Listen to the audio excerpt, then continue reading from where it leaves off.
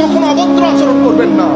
হিন্দু হোক, বুদ্ধ হোক, খ্রিস্টান হোক, মানুষকে মানুষের সম্মান দেবেন। কোন রিক্সাওয়ালা সুইপারের সাথে কখনো তুই তুকারি করবেন না। ভালো বংশের পোলাপাইন কখনো মানুষের সাথে বেয়াদবি করেন। এটা হলে কি হবে? আপনার জীবন এনার্জেটিক হবে। আপনার জীবনে দুই ধরনের এনার্জি দরকার। কয় ধরনের এনার্জি? দুই ধরনের। দুনিয়া যদি এখানে থাকেন, এখানে কিছু জিনিস তো আপনার দরকার হবে। টাকা